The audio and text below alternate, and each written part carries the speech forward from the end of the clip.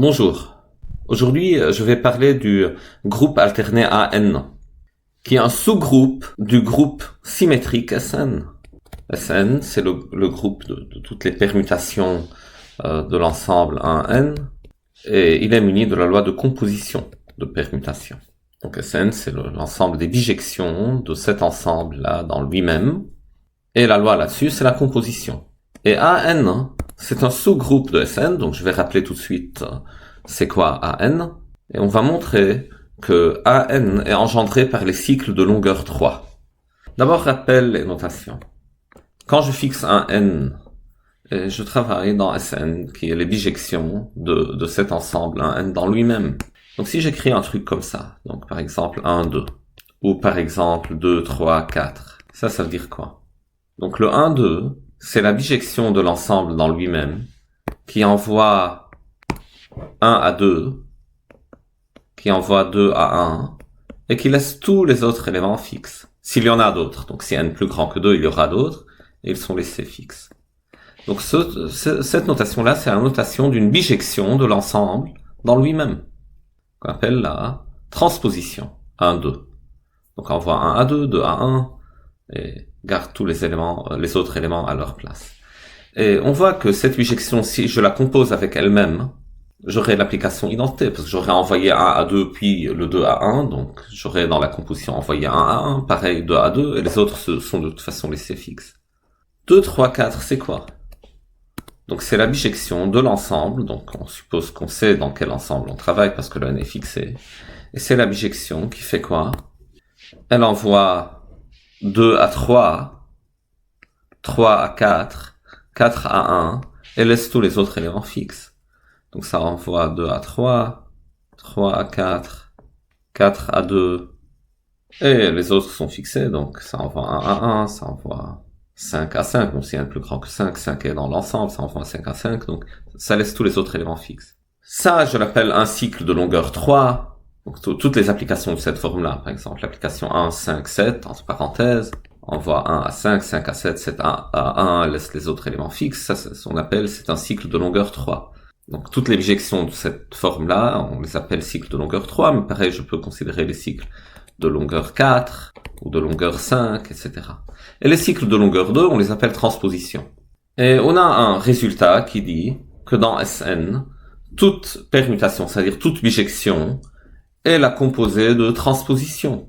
Tout élément de SN est un produit ou est une composée de transposition. La première question, c'est de vérifier que si A, B et C sont distincts, donc AB composé avec BC, c'est juste le cycle ABC. Je suppose que on travaille dans SN ici, donc A, B et C sont des entiers entre 1 et n. Donc je prends un x quelconque. Il faut montrer que l'image de x par l'application de gauche est égale à l'image de x par l'application de droite. Donc si x est différent de A, de B et de C, x est fixé par l'application de droite, par définition, et x aussi est fixé par l'application de gauche, parce que BC de x sera x, comme x est différent de B et C, BC de x c'est x. Et maintenant, le x, quand je le mets ici, j'applique à ça AB, le x est différent de A et B. Donc AB de x égale x. Donc on vérifie, dans ce cas, que ce soit l'application de gauche ou l'application de droite, elle donne la même valeur pour x. Maintenant, reste à vérifier, donc si x égale A, qu'est-ce qui se passe? Si x égale B, qu'est-ce qui se passe? Et si x égale C, qu'est-ce qui se passe? Donc pour x égale A, f1 de A, c'est AB, la transposition AB, que vous appliquez à la transposition BC appliquée à A. Mais A est différent de B et C, donc BC de A, c'est A, et la transposition AB, quand vous l'appliquez à ce A-là, ça donne B. Donc F1 de A, c'est B. Et F2 de A, par définition, F2 envoie A à B, B à C et C à A, donc F2 de A, c'est B. Pareil si x égale B ou x égale C. Donc disons, vérifions ça pour x égale B, donc F1 de B, CAB appliqué à BC de B, mais BC de B, c'est juste C, et AB appliqué à C laisse fixe C, donc c'est C. Et pareil ici, donc F2 de B, F2 par définition, ça prend A à B et B à C. Donc F2 de B, c'est automatiquement C. Donc il donne aussi la même valeur pour B. Et pareil, on vérifie que ça donne la même valeur pour C. Parce qu'en F1, d'abord, ça envoie C à B, et ça envoie B à A. Donc la composée envoie C à A, et la deuxième aussi, par définition, envoie C à A. Donc en fait, ce sont les mêmes applications. Ça correspond au même élément de Sn, et on a montré le premièrement. Pour le 2, montrer cette fois que A, B, C, D est le produit de deux cycles de longueur 3. Et là, je suppose que A, B, C et D sont tous distincts, donc n est plus grand ou égal à 4. Donc dans ce cas, j'écris tout simplement A, B composé avec C, D n'est autre que A, B composé avec B, C composé avec B, C composé avec C, D. Bon, déjà ça, pourquoi c'est vrai? Parce que BC composé avec BC, c'est juste l'identité. BC est l'inverse d'elle-même. BC envoie B à C et C à B. Quand je l'applique deux fois, ça enverra B à B et C à C. Et ça garde tous les autres éléments fixes. Donc BC composé avec BC, c'est juste l'application qui envoie n'importe quel élément à lui-même. Donc c'est l'application identité. Donc j'ai le droit d'écrire ça.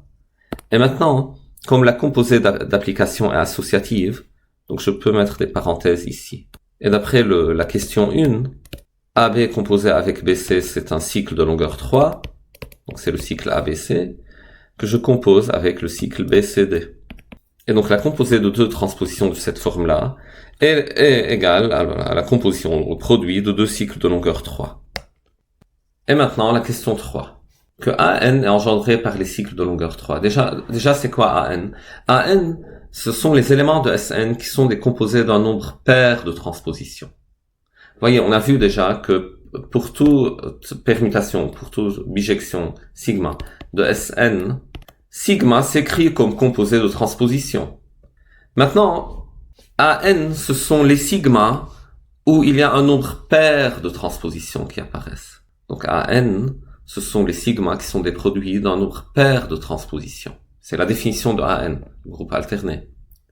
Donc quand c'est un nombre pair de transpositions, je les regroupe 2 à 2.